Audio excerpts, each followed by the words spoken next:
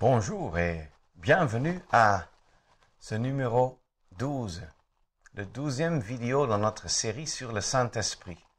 Et dans ce vidéo, j'aimerais poser et répondre la question: tous les dons ont-ils été destinés à toutes les époques?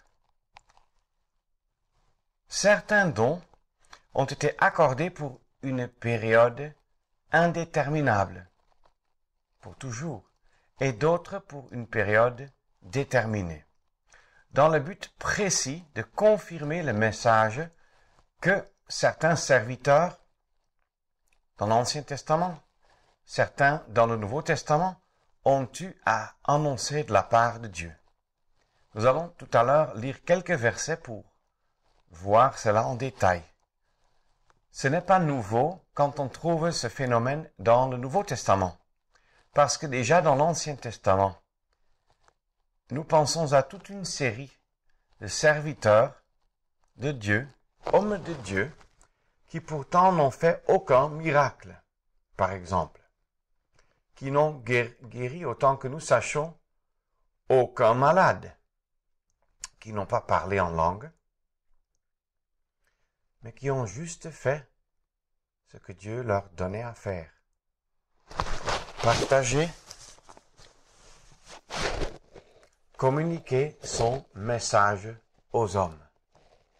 Alors, nous pensons à David, mais déjà avant, nous pensons à Abel et à son père Adam. Nous pensons à Noé, à David, à Salomon. Ont-ils fait des miracles? Nous n'en lisons rien du tout dans la parole de Dieu. Abraham, Isaac, Jacob, Joseph et ses frères, on n'en lit rien. Ils ont été pourtant des instruments entre les mains de Dieu pour opérer des choses merveilleuses. Par exemple, Joseph a pu être l'instrument pour sauver non seulement sa grande parenté, mais le monde entier connu en ce moment-là. Alors, un autre comme Jonas a eu à être serviteur de Dieu, mais n'a fait aucun miracle. Qu'est-ce qu'ils ont donc eu à faire? À annoncer la parole de Dieu. Et on peut dire, c'est ça la norme constante, normale, dans la parole de Dieu, et pour tous les temps. Alors, si nous voulons être très clairs, on ne trouve nulle part dans la parole de Dieu une liste complète des dons. Parce que la question est, tous les dons ont-ils été destinés à toutes les époques? Nous devons déjà reconnaître qu'il n'y a pas une liste exhaustive de tous les dons. On trouve des dons énumérés en Romains 8, 1 Corinthiens 12, Éphésiens 4. Il y a des dons à durée indéterminée. Il y a des dons à durée déterminée. Il y a des dons d'ordre spirituel, dons pour service dans la parole, comme aussi d'ordre plutôt pratique. Surtout en Romains 8, cette catégorie pratique est mentionnée. Le don d'aider, par exemple. Nous savons tous que nous sommes appelés à nous entraider. Et pourtant, il y a des frères et sœurs qui ont un don particulier sur le niveau pratique à aider les autres. C'est un don dont nous pouvons être reconnaissants quand nous l'avons au milieu de nous. Et ce don n'est pas inférieur à un don de prêcher la parole de Dieu. Alors, si nous pensons à des dons à durée déterminée, nous tombons d'abord sur les apôtres. Pour être apôtre, il fallait avoir vécu avec le Seigneur Jésus tout au long de sa marche publique ici-bas, de son service, son ministère public. C'est clairement décrit, cette exigence, pour l'apostolat, en acte 1. Et nous voyons que quand le Seigneur Jésus est ressuscité, il est paru à plus de 500 frères. Mais quand les apôtres, les 11, ont eu à chercher un remplaçant pour Judas, parmi les plus de 500 frères, ils ont juste trouvé 2. Et nous sommes tous conscients de ce que ces 2 sont déjà morts aussi depuis des siècles. Les 12 sont décédés depuis longtemps.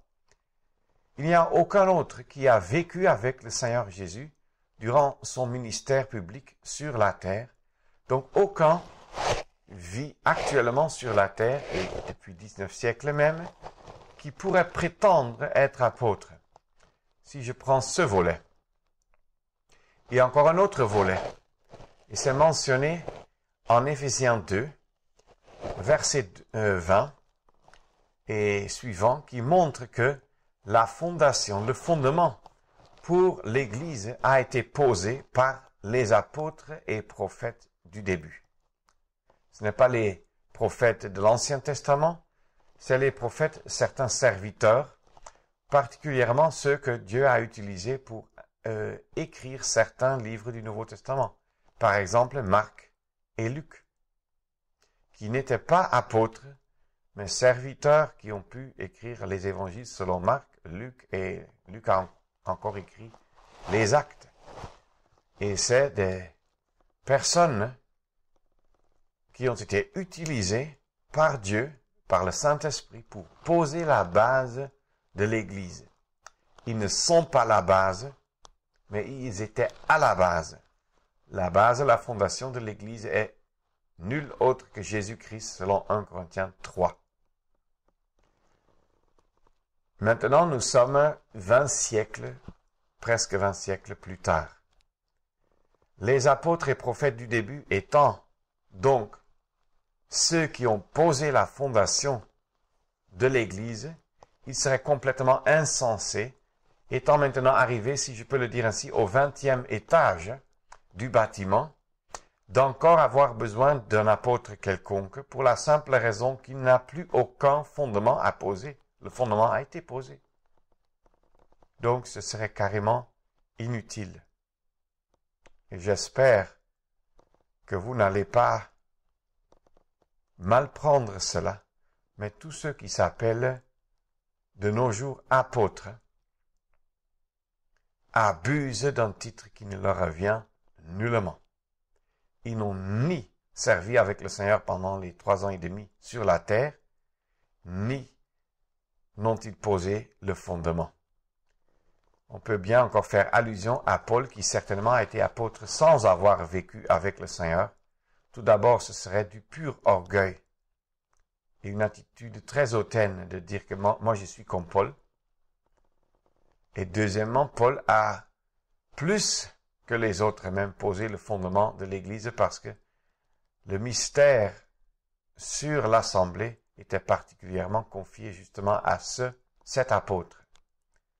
Bref, les apôtres étaient un don temporaire et on ne les a plus depuis 19 siècles. C'est clair, selon les instructions de la parole de Dieu. La succession apostolique à laquelle, ou sur laquelle Rome, le pape, suggère être à sa place, ne se trouve nullement dans la Bible. Et j'espère que chaque croyant qui prend la Bible au sérieux est suffisamment convaincu, rien qu'en lisant cela dans la Bible. Même quand tu penses à Matthieu 16, où le Seigneur Jésus parle à Pierre, il dit « Sur ce roc, je bâtirai mon assemblée ». Il n'a pas dit « sur cette pierre », mais « sur ce roc ». Pierre étant Petros en grec, le roc étant Petra, c'est le même matériel mais beaucoup plus grand. Et ce Petra, ce roc, ce rocher des siècles, c'est Jésus-Christ, le Fils de Dieu. Et Christ fait allusion et se réfère à la confession de Pierre qui a dit « Tu es le Christ, le Fils du Dieu vivant ». Et ce Fils du Dieu vivant, c'est le roc, la fondation de l'Église. Alors, ces passages en Romains 8, 1 Corinthiens 12 et Éphésiens 4 mentionnent plusieurs dons. Et j'aimerais maintenant lire quelques versets avec vous. Tout d'abord en 1 Corinthiens chapitre 13, première épître aux Corinthiens chapitre 13. Et nous y lisons le verset 8. L'amour ne périt jamais. Or, y a-t-il des prophéties? Elles auront leur fin. Y a-t-il des langues? Elles cesseront. Y a-t-il de la connaissance? Elle aura sa fin.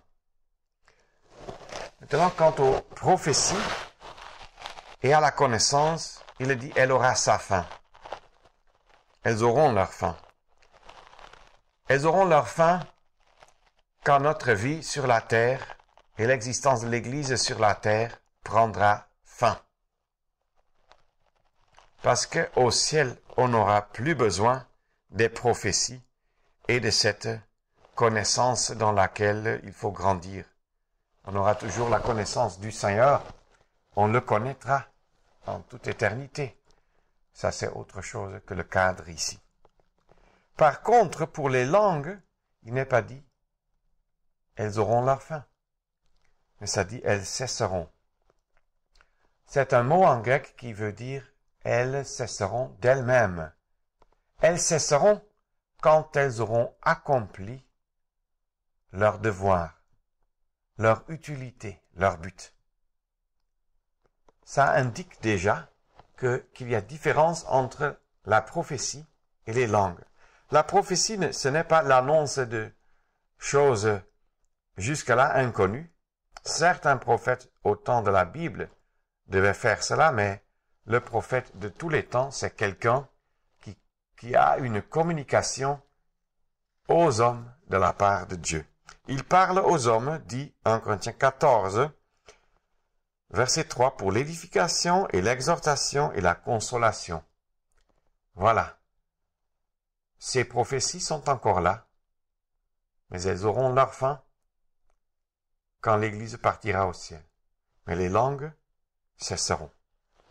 Nous lisons encore Hébreux et le chapitre 2.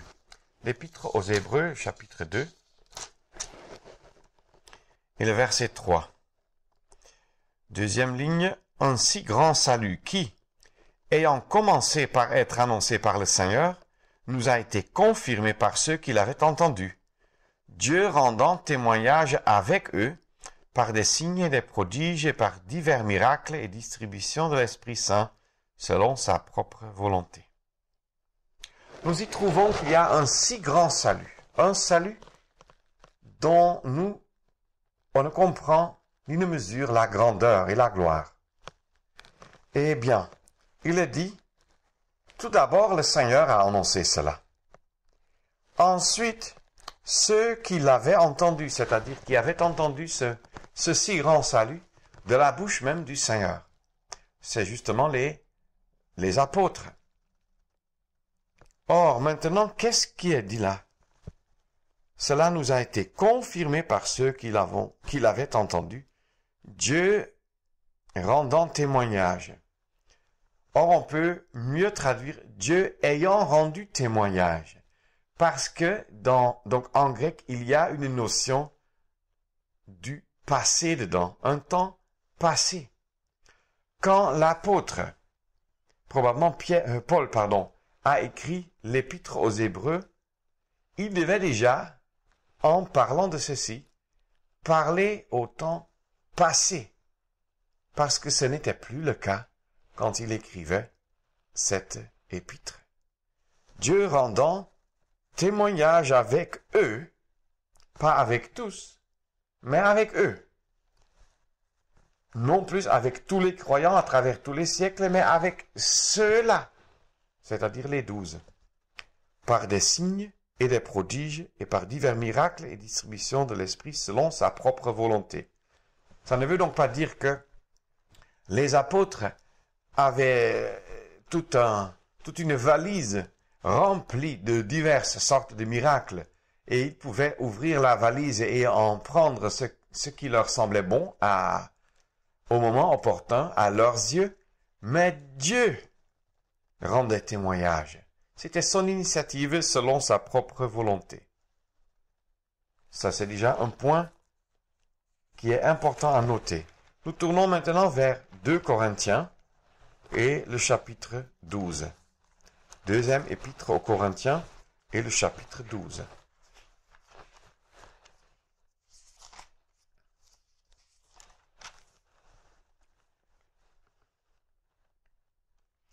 Où l'apôtre Paul parle des souffrances et des difficultés qu'il a rencontrées, étant apôtre. Verset 11 au milieu, 2 Corinthiens 12, verset 11 au milieu. Car je n'ai été en rien moindre que les plus excellents apôtres, quoique je ne sois rien.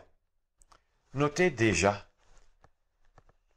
que cet apôtre, ce plus grand missionnaire, ce plus grand évangéliste et prédicateur qui n'a existé en dehors du Seigneur Jésus, il dit, quoique je ne suis rien. Et regardez les apôtres de nos jours. Ils sont beaucoup. Ils sont en grand honneur. Le maître n'avait pas où coucher sa tête. Eux, ils ont des grandes villas, des grands lits, des grands comptes bancaires, des grosses voitures, et on les vénère. Quelle différence avec le maître et avec les apôtres bibliques. Quoique je ne sois rien. Alors, il s'agit maintenant du verset 12. Certainement, les signes d'un apôtre ont été opérés au milieu de vous avec toute patience par des signes, des prodiges et des miracles. Les signes d'un apôtre. Ce que nous trouvons ici, par des signes, des prodiges et des miracles, c'est appelé des signes d'un apôtre. Ou bien, selon d'autres traductions, l'épreuve de l'apostolat. Qu'est-ce que cela veut dire? Les signes, les prodiges et les miracles, les diverses distributions ou manifestations de l'Esprit, par ces œuvres merveilleuses, c'étaient des preuves ou des signes liés étroitement à l'apostolat. Alors, ce n'était pas n'importe qui, à cette époque, qui pouvait faire des miracles. Est-ce qu'on ne lit jamais que Marc ou Luc, Tite, Timothée ont fait des miracles? Alors que c'était une époque, une période où l'Esprit opérait d'une façon impressionnante, avec puissance. Mais certainement, les signes d'un apôtre étaient à opérer par un apôtre. Nous tournons vers Marc 16, un chapitre souvent ou un passage souvent tordu et mal appliqué, mal lu même. Évangile selon Marc, chapitre 16.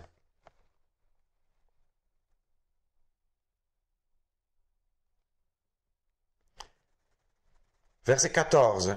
Plus tard, il apparut, le Seigneur donc apparut aux 11, comme ils étaient à table, et leur reprocha leur incrédulité et leur dureté de cœur, parce qu'ils n'avaient pas cru ceux qu'il avait vus ressusciter. Et il leur dit, allez dans tout le monde et prêchez l'évangile à toute la création.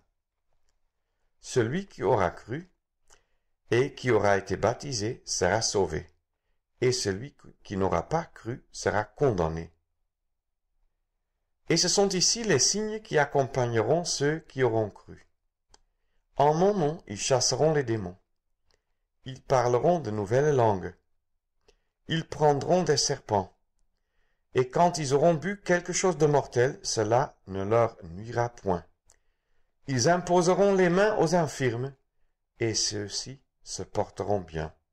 Le Seigneur donc, après leur avoir parlé, fut élevé en haut dans le ciel, et s'assit à la droite de Dieu. Et eux, étant partis, prêchèrent partout, le Seigneur coopérant avec eux et confirmant la parole par les signes qui l'accompagnaient. Il faut savoir lire avec attention. Toute la parole de Dieu est inspirée et toute la parole de Dieu a un message pour nous. Mais toute la parole de Dieu ne s'adresse pas directement à nous. Et il dit ici expressément, il leur dit. Ça doit déjà nous faire ouvrir les oreilles. Il s'adresse à une compagnie particulière dans une situation particulière. Et il leur donne un ordre qui, bien sûr, selon la fin de Matthieu 28, est encore valable de nos jours. La prédication de l'Évangile n'a pas été réservée exclusivement aux 12 apôtres. Mais ensuite, nous trouvons encore un principe général, celui qui aura cru et qui aura été baptisé sera sauvé. Et celui qui n'aura pas cru sera condamné. Pourquoi est-ce général? Parce que ça met la responsabilité entièrement chez l'homme. Tout d'abord, dans le verset 14, il s'adresse aux hommes qui avaient eu à ne pas croire ceux qu'il avait vus ressusciter. Ensuite, il s'adresse aux hommes, disciples, apôtres, pour qu'ils aillent dans le monde prêcher l'Évangile. C'est un ordre. Verset 16, c'est encore un ordre, indirect, bien sûr, pour ceux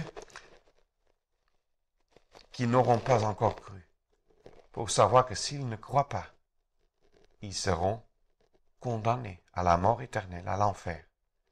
Ça place une responsabilité sur le cœur de tout un chacun qui regarde cette vidéo sans avoir la paix avec Dieu. Maintenant, le verset 17 n'est pas un ordre. Ce n'est pas dit « Voici les signes que ceux qui auront cru produiront. » Mais il est dit « Ce sont ici les signes qui accompagneront ceux qui auront cru. » Ensuite, il est dit que le Seigneur fut élevé et que, d'en haut, il coopérait avec eux et confirmait la parole par les signes qui l'accompagnaient. Alors, ça souligne encore le point capital qu'on a déjà vu en Hébreux 2. C'est-à-dire que la parole de Dieu n'étant pas encore complète, il fallait une confirmation de cette parole. Si de nos jours nous partons quelque part, de près ou de loin, et que les gens demandent, mais d'où est-ce que vous tirez votre message? On dit que voilà la Bible. Tout ce message se trouve dans la parole de Dieu. Mais en cette période-là, la Bible n'était pas complète. Le Nouveau Testament était inexistant, ou était en train de naître, pour ainsi dire, parce qu'un livre après l'autre, une lettre après l'autre était écrite. Donc, comment pouvaient les gens qui écoutaient les apôtres, pouvaient-ils croire que c'était vrai? C'est parce que Dieu coopérait. Le Seigneur coopérait avec eux, confirmant la parole. Est-ce que nous avons encore besoin de cette confirmation de nos jours? Plus dans ce sens, non? Est-ce que cela veut dire que Dieu ne fait plus de miracles? Certainement, il en fait chaque jour. Un grand nombre, et nous pouvons en être reconnaissants. Mais c'est une différente sorte. Ce n'est pas la sorte du miracle après laquelle, de nos jours, beaucoup de gens courent dans les grands stades et dans les chapelles avec des manifestations de guérison, ainsi de suite. Lisons ceci. Ce sont ici les signes qui accompagneront ceux qui auront cru. Ça ne dit pas que chaque signe sera produit, sera opéré par chacun qui aura cru. Mais ça dit que ces signes les accompagneront. Ce qui veut dire qu'au moment opportun, jugé opportun par Dieu, lui, il ferait ces signes comme confirmation de sa parole. Et je crois que c'était particulièrement le cas dans le temps où la Bible n'existait pas encore. Et c'est une des raisons pourquoi je crois que là aussi où la Bible est inconnue ou interdite, Dieu est encore tout puissant et souverain pour opérer de la même sorte des miracles. Mais pour nous comme croyants, comme chrétiens, on n'a pas à courir derrière les signes, prodiges et miracles. C'est une fausse orientation. Nulle part dans la Bible nous ne trouvons regarder les miracles, mais ayant les yeux fixés sur Jésus-Christ. Hébreux 2 et 12. Regardant fixement Jésus-Christ, oubliant toute autre chose sauf lui. C'est ça notre ordre. Or, de nos jours, on parle très peu de Jésus-Christ, de ses souffrances, de sa mort, de sa gloire, et beaucoup de miracles, de soi-disant miracles. Il y a un test très simple. Si quelqu'un dit que ça, Marc 16 s'applique littéralement à nous de nos jours. Bon, donnez-lui alors un gobelet de poison. Et il dit, regarde, quand ils auront bu quelque chose de mortel, cela ne leur nuira point. Est-ce qu'il va boire? Donne-lui par exemple un verre d'eau de Javel. Va-t-il boire ça? Non. Je ne vous conseille pas de donner cela effectivement, mais juste pour montrer la folie sélective. Les mêmes qui se vantent qu'ils sont capables de faire de n'importe quel miracle pour guérir les uns et même ressusciter les morts, s'enfuiront comme un fou devant un serpent. Or, la Bible dit ici, le Seigneur dit, en mon nom, ils chasseront les démons, ils parleront de nouvelles langues, ils prendront des serpents. Et il y en a qui disent que, moi j'ai cette autorité. Bien, prends une vipère, place ça chez lui. Qu'est-ce qu'il va faire? Juste pour montrer qu'on est très sélectif. Et ce n'est pas ce que ce passage de la parole de Dieu même voulait nous enseigner, mais pour montrer qu'à travers ces années en particulier, ces années du début, mais même encore à travers les siècles, le Dieu vivant est tout puissant pour opérer les miracles, pour convaincre des gens. Je me rappelle comme ça le témoignage d'un croyant en Russie qui est convoqué devant un officier connu comme étant très cruel. Là maintenant, l'officier ouvre quand notre frère en Christ se trouve devant le bureau en présence de soldats qui prennent soin qu'il ne s'enfuit pas. L'officier le soumet à un interrogatoire et puis il lui dit « Regardez » et il ouvre le tiroir de son bureau, il en prend une Bible et il lit ce verset. Et il dit alors à cet évangéliste, « Croyez-vous que la Bible est la parole de Dieu ?» Et l'évangéliste dit « Oui. » « Croyez-vous que tout ce que Dieu dit est vrai? » « Oui. » « Dans ce cas, ce verset aussi est vrai? » « Oui. » « Alors, voici un gobelet de poison. Et pour vous convaincre que c'est du poison, je fais venir mon chien. Le chien a léché juste un petit peu de cette boisson qui était un poison, et le chien est tombé mort par terre. Et maintenant, l'officier a dit que je vous place devant le défi. Buvez cette coupe-là. Et l'homme savait que s'il a même 2-3 gouttes dans sa bouche, il va mourir comme le chien. Il a prié, il a bu, parce qu'il n'avait pas de choix, autrement il serait fusillé. Eh bien, rien ne s'est passé. Il se tenait là, 10 secondes, 30 secondes, 1 minute, 5 minutes, 10 minutes, 15 minutes, 30 minutes. Et c'était l'officier qui commençait à bouger sur sa chaise et à devenir nerveux. Et finalement, il a dit aux soldats, quittez la salle. Il est resté seul avec l'évangéliste. Il a dit que votre Dieu est tout puissant, mais je veux aussi croire. Ça, c'est des cas exceptionnels. Mais ce verset en Marc 16 ne veut pas dire prends un serpent, ça ne te nuira pas. Nous savons que des croyants sont morts à travers les siècles par les serpents, par le poison. C'est des signes qui accompagneraient ceux qui auraient cru. Donc, dans des circonstances spéciales, Dieu a toujours été tout puissant et souverain pour faire ce qui bon lui semble. Alors, aujourd'hui, nous n'avons pas à courir derrière toutes sortes de dons, mais désirer plutôt les dons les plus excellents. Et spécialement, la prophétie, c'est parler pour l'édification des autres croyants. C'est comme ça que l'apôtre Paul le dit en 1 Corinthiens 14. Et nous pouvons comprendre les dons que nous trouvons en Éphésiens 4. C'était les 5 dons mentionnés pour l'édification. Tout d'abord, les prophètes et les apôtres du début, qui ont posé le fondement. Et ensuite, les 3 dons qui sont encore là de nos jours, à savoir les évangélistes qui attirent les âmes vers Christ, et les pasteurs et docteurs, ce qui n'est pas des titres, mais c'est des descriptions.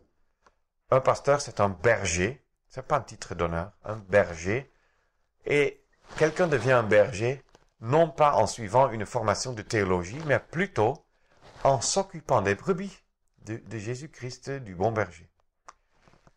Un docteur, ce n'est pas un titre, docteur en théologie. C'est comme ça dans le christianisme, mais pas dans la Bible.